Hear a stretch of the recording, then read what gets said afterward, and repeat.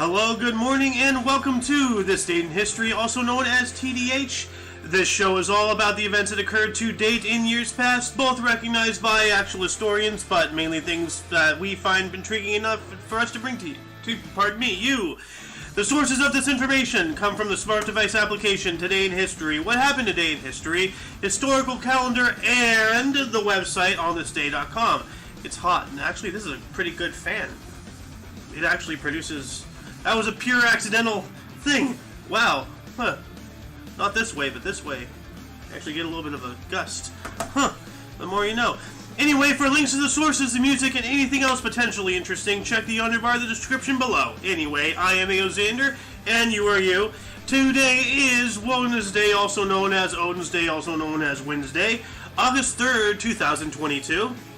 Now, what happened on this date in history, you may ask? Well, I have the answers for you. In the year 8, Roman Empire General Tiberius defeated Dalmatians on the river Bathinus. Dalmatians on the river Bathinus. So it sounds like he just washed his dogs, and they were, like, very displeased about it. I don't know. Did Dalmatians exist back then? Who knows? I certainly don't. But dog breeders certainly do. Actually, you know what? When did Dalmatians happen? I guess. The first known written information about Dalmatian dog is from 1375. Okay. Well, you know, I'm gonna very uncharacteristically made because I don't much care for dogs, and the first link of today is going to be about Dalmatians. So. Well, learning more about dogs than I ever knew I actually wanted to. Moving on up into 1492, Christopher Columbus set sail on his first voyage with 3 ships, the Nina, the Pinta, and the Santa Maria, from Palos de la Frontera, Spain, for the Indies, or India, essentially.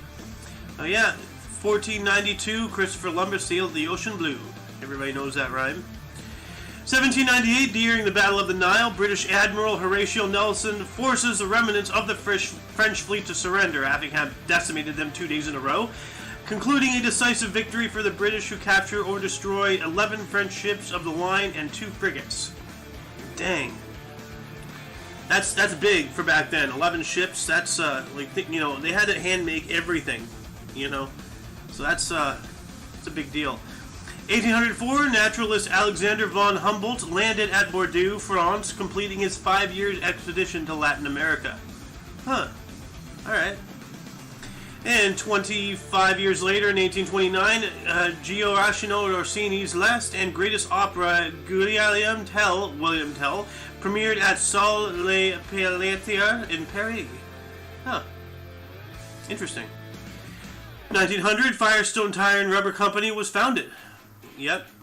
And in the early 2000s, they were having some blowout sales. Yeah. 1909, Major League Baseball umpire Tim Hurst instigated a riot by spitting in the face of the A's second baseman Eddie Collins, who had questioned a call. 2 weeks later, Hurst was banned for life. Alright. Yeah, don't spit on people, man. Come on, that's just not cool. 1923, baseball games were canceled following the death of U.S. President Warren G. Harding. Well, that was... Okay, yeah, he died, but, don't cancel people's games, dude. Like, anybody who knows me, I'm not a fan of professional sports at all. But I'm very much more not of a fan of taking away people's enjoyment. So, yeah. Also in 1923, Vice President Calvin Coolidge became the 30th U.S. President upon the death of President Warren G. Harding. Yep. Alright. 1930, for the second time in the year, Phillies outfielder Chuck Klein hit safely in 26 straight games, run halted in second game of doubleheader versus Boston Braves. Just 4 years later, 1934, Adolf Hitler merged the offices of German Chancellor and President, declaring himself Führer, or leader, in German. So, yep.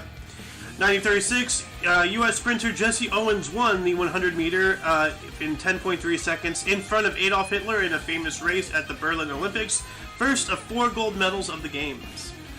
Yeah, I keep referring to Bill Burr, his bit about Adolf Hitler and the Olympics and you really gotta go give that a watch after this show, obviously.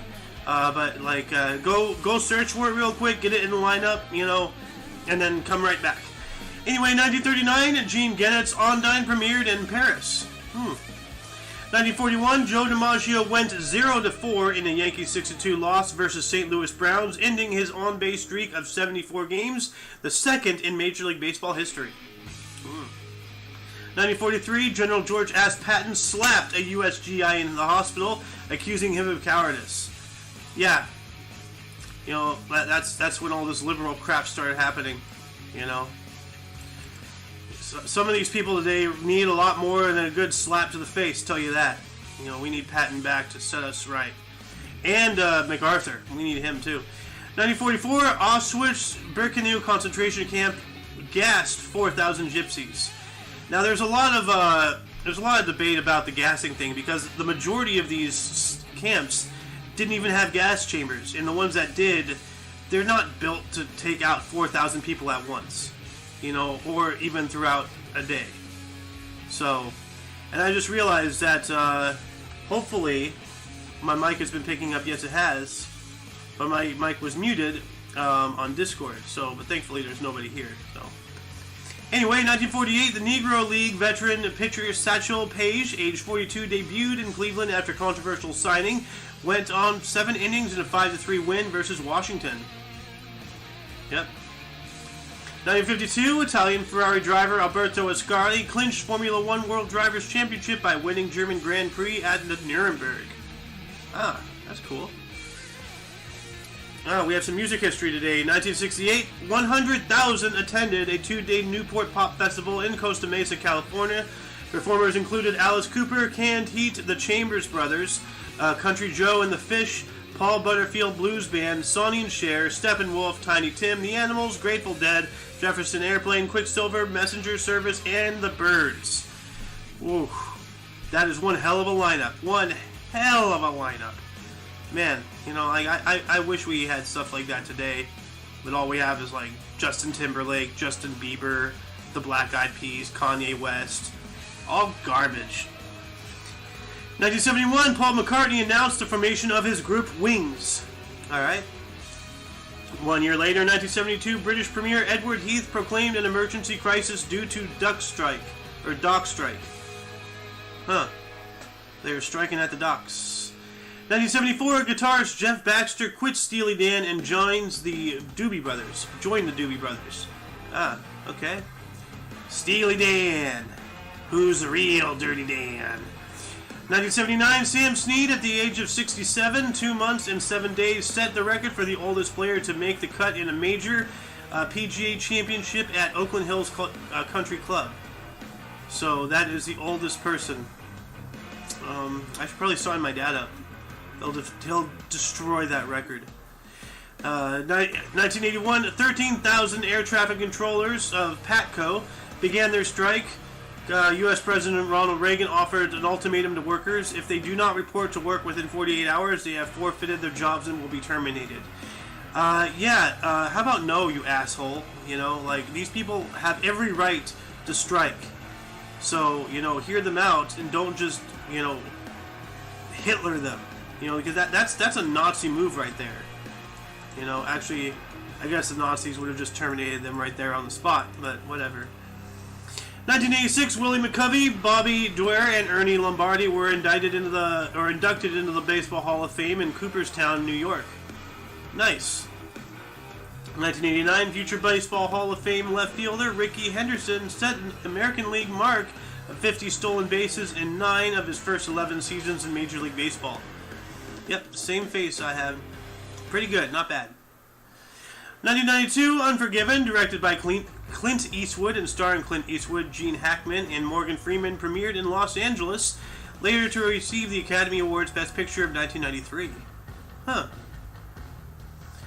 1996, 5-time Tour de France winner Miguel Indurain of Spain won the 52.2K road time trial in 1 hour, 4 minutes, and 5 seconds. 12 seconds ahead of countryman Abraham Olano and the Atlanta Olympics. At the Atlanta Olympics, okay.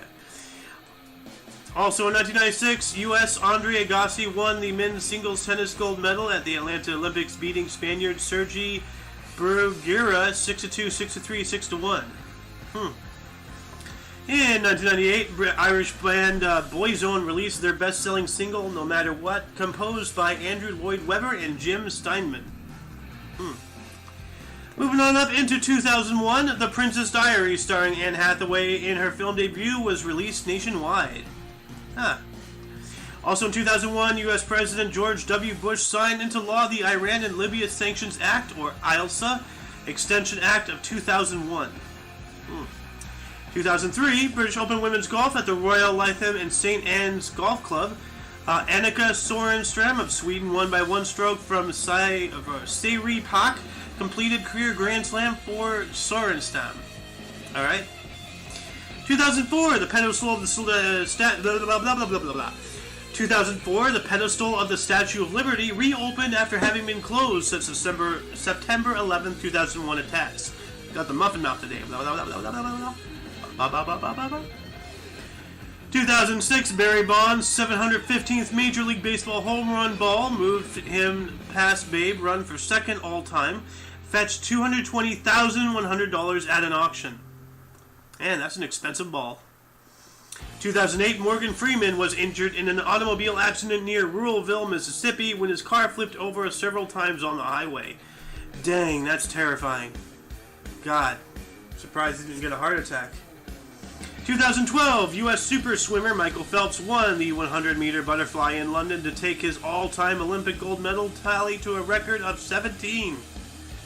Now, see, I know my source is liberal because this guy got busted for weed, and they're still praising this guy. And liberals love weed, but as soon as you do something steroids, they get all over you like flies on shit. You know, poor Michael Phelps, not Michael Phelps, poor Lance Armstrong. That guy just gets dragged through the mud. 2015, Chilean-born author Isabel Allende received the U.S. Presidential Medal of Freedom from Barack Obama. Who cares? Obama, piece of shit. Also in 2015, U.S. President Obama unveiled his clean power plan to cut greenhouse gases. Those stupid liberals. 2017, Brazilian soccer forward Neymar transferred from FC Barcelona to Paris Saint-Germain for a world record transfer fee of €222 on a 5-year deal. Okay. 2017 as well, Camila Cabello released her single Havana, the biggest song worldwide in 2018, with 19 million copies sold. And have you seen somebody did an edit with Donald Trump with all of his speeches, had him sing Havana? It's actually pretty good. Also in 2017, Iranian President Hassan Rouhani was elected for the second term as president. I have to say, that's a really nice, clean beard he's got going there. 2021, just last year, singer Tony Bennett celebrated his 95th birthday with Lady Gaga in the first of 2 farewell performances at Radio City Music Hall in New York City. Lady Gaga really looks weird in that picture. She's not wearing anything strange. She looks normal. It's not right. No. Anyway, before we move on to the births and deaths, were there any articles that grabbed your attention more than most, audience? Open up a dialogue in the comments section. Let's talk. Anyway, in 1181 we have Elisha Otis. He was the American founder of the Otis Elevator Company and inventor of a safety device that prevents elevators from falling if the hoisting cable failed. He was born in Halifax, Vermont, dying in 1861. Look at that beard, nice little right at the end, But yeah, the inventor of the elevator. In 1867, Stanley Baldwin was born on the state. He was a British Prime Minister for the Conservative Party, 1923 through 24, 24 through 29, and 35 through 37. Born in Bewdley, England, dying in 1947. Alright, so he had 10 years of retirement. That's pretty good.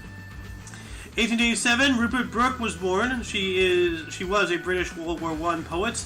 Lithuania and the Soldier, born in Rugby, England, dying in 1915. He was British.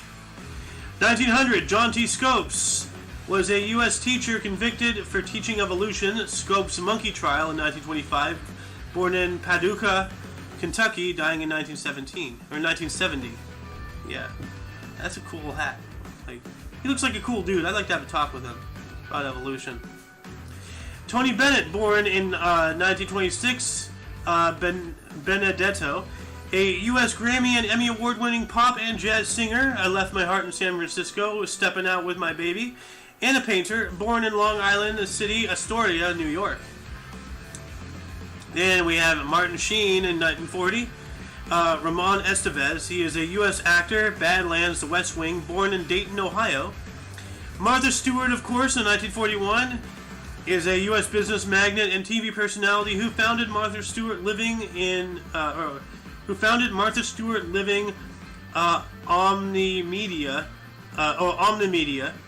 which is multiple medias, or all medias. Born in Jersey City, New Jersey. Huh.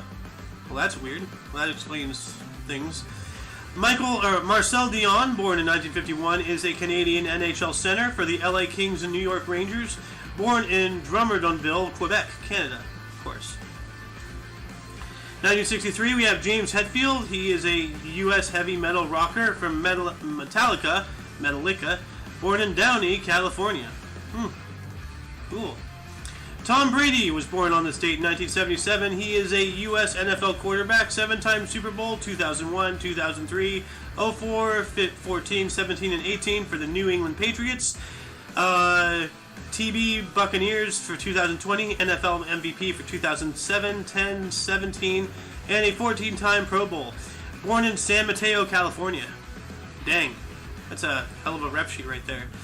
Ryan Loschitz, born on this date in 1984. He is a U.S. swimmer, 12-time Olympic medalist, born in Rochester, New York. Moving on into deaths, we have Richard Arkwright, died on this date in 1792. He was an English industrialist and inventor, created the spinning frame, built Cromford Mill, died at the age of 59. Well, so what is a spinning frame? Let's see here.